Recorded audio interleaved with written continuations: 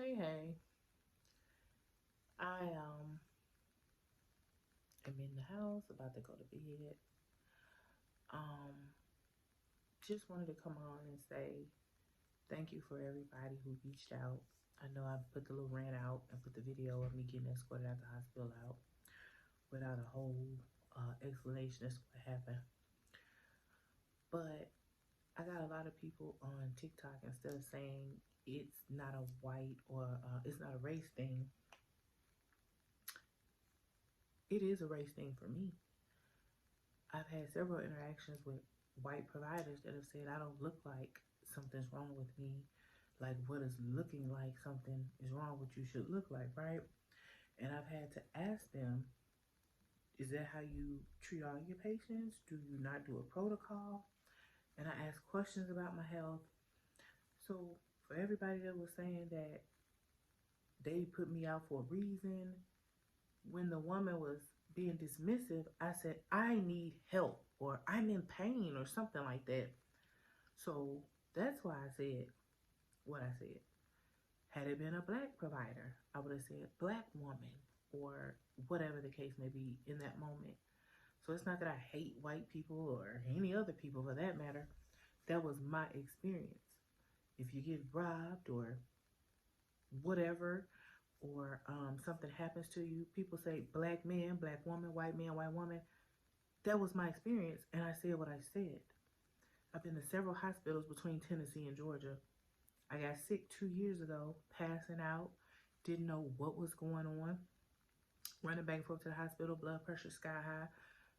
The passing out and tremors was the biggest thing that was pressing, because I was 40. I think I was 40. No, I was 42. Life was good. I was just fat. Randomly losing weight, everything going crazy. So I'm like, the more weight I lost, the more stuff was happening. So no, maybe that was the glue. But anyway, I said all of that to say this.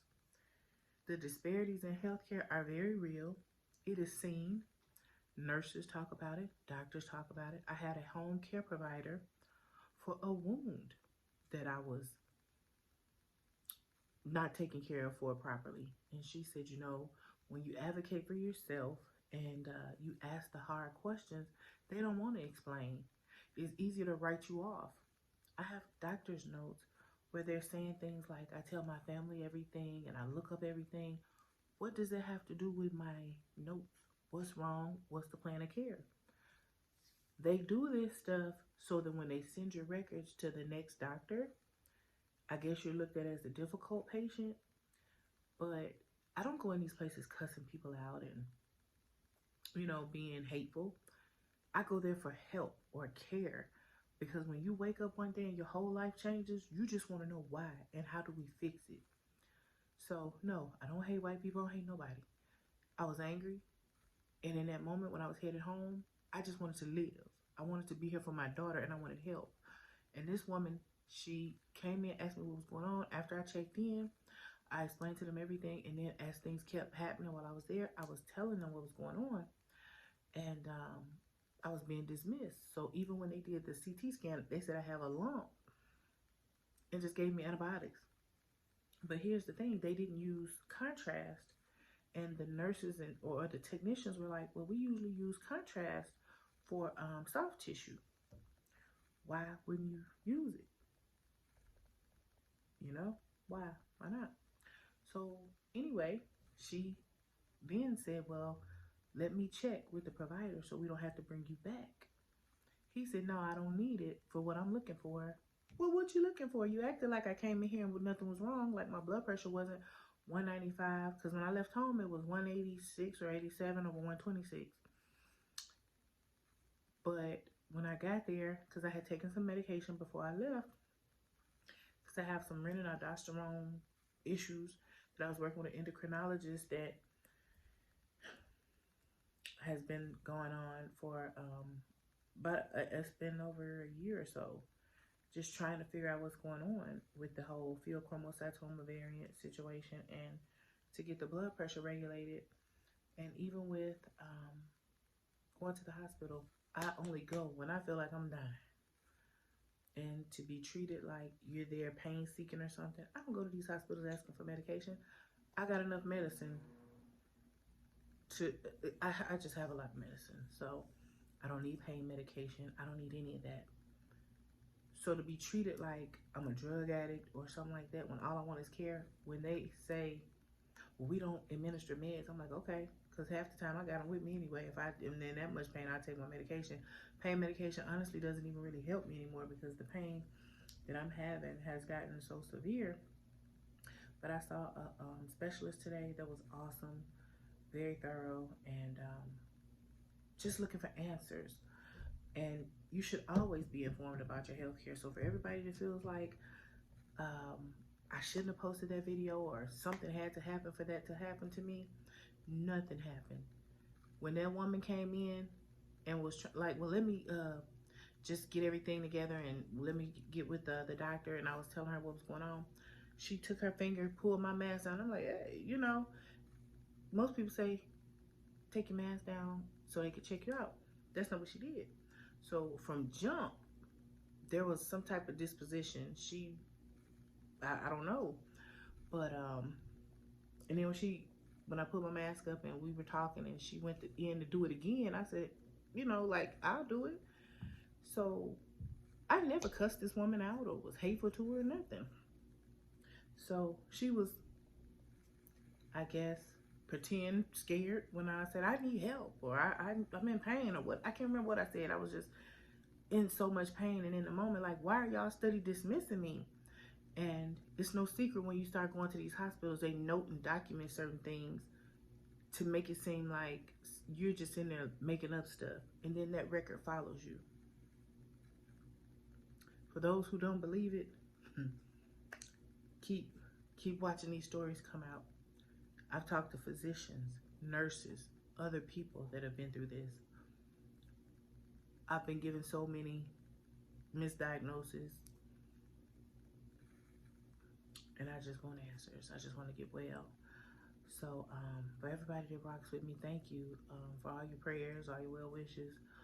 Everybody that's up with me all night on the phone when I'm in those hospitals, when I can't sleep because I'm shaking with tremors and weird stuff going on. I thank you. And for those who, you know, have negative things to say, I pray that you never end up in my situation. I pray that you never end up with a condition that people say you don't look like nothing wrong with you and send you on your way. So I think what I'll do is maybe start dropping some of this audio of these people talking crazy to me. And I'm like, well, what I'm trying to do is get answers. Or I just want to know what the plan of action is, or whatever the case may be. Whatever I'm asking, I'm on the audio as well. It's just me and whoever I'm talking to. I'm not recording other patients. I'm not recording what people are doing. I'm recording me. Okay? And when I'm recording my interactions, it's for my safety and for my records. That's not illegal. So anyway, not to make this too long, I didn't do anything to be put out of the hospital, and it did happen to me in Tennessee before, where a provider acted like I was bothering her, stood there with her arms crossed, like I'm doing something, and I already asked you to get off the phone because I was telling my mom what was going on, and she was just real hateful to me. And as things went on, I realized that I was so scared in that moment. I was like, man, these people finna let me die. And this was a hospital in Tennessee. And I prayed on it, and when I left, I knew I had to do something different, and that was ultimately why I decided to move. So that's why I say, if you got good insurance, if you had the right complexion, I mean, that's my opinion. But I thank everybody, because I know what my experiences have been. And my white counterparts, they tell me, well, I went in there for this, and they offered me exploratory surgery, they offered me this, they offered me that. That's not my experience. So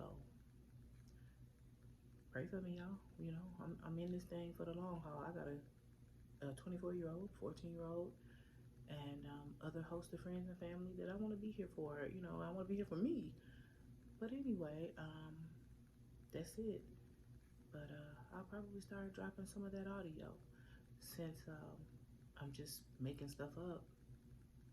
Oh, and to add, early on in this thing, even family and friends were like, well, maybe it's just, your anxiety. If they can't find nothing, um, they're doctors. They know. Doctors are practicing medicine.